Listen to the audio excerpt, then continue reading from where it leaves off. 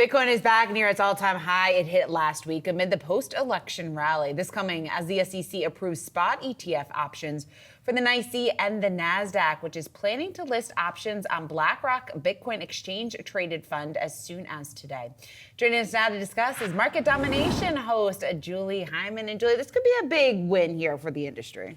Well, it could maybe even more juice the volumes that we've already been seeing. Now, that ETF you were just talking about is IBIT. That's the ticker on it. And it has been the monster amongst all the ETFs that got launched this year, right? It run by BlackRock's iShares. You see there the funds that have been, the fund flows that have been going into that ETF, which is, set records basically for the speed relative to size at which we have seen the additions there. And it's really interesting. I talked to Robbie Mitchnick yesterday on the show, who is the head of digital assets at BlackRock, so he oversees this product. And he said, it wasn't necessarily setting up to be a good year for Bitcoin. He said, among other things, you had the liquidation related to some bankruptcies that were happening this year, so that was selling pressure in the market. The ETFs have really saved it.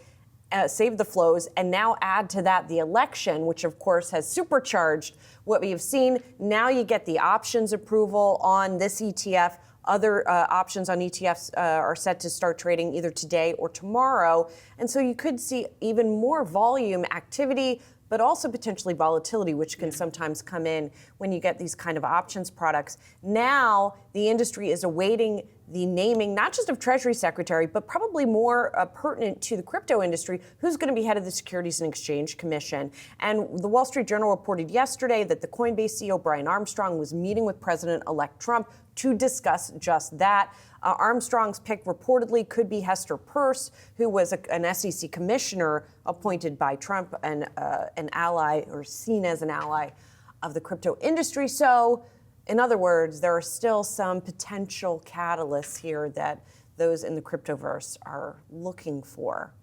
Well, one thing I thought was really interesting, Julie, from your interview with BlackRock yesterday was this question of whether it's a risk-on or a risky asset. And in the context of this kind of safe haven bid we're seeing in bonds today, I'm interested in what you think about whether or not we're going to see Bitcoin become this safe haven move. No. Is in a short. What I take away from that conversation with Mitchnick is that when he said it is a risky asset, it is risky, it is volatile. When he said it's not risk on, he was implying it is not correlated with stocks or with sort of the risk on segment of the stock market. And if you look at Bitcoin, it doesn't correlate well with anything.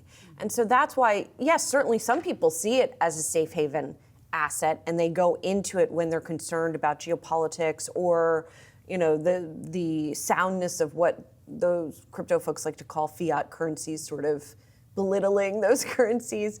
But it doesn't correlate with anything. So it's hard to see it have a safe haven asset if it doesn't regularly trade inversely with those risk-on assets, if that makes sense. Makes a lot of sense, yeah. All right, well, Julie, thank you so much for bringing us your amazing reporting on crypto, as always. We really appreciate you giving us your expertise. Thank you so much. And also tune in tomorrow because we're going to have Mike Novogratz, Galaxy Digital's CEO, Julie Hyman, also bringing us that interview. So keep your calendars marked for that.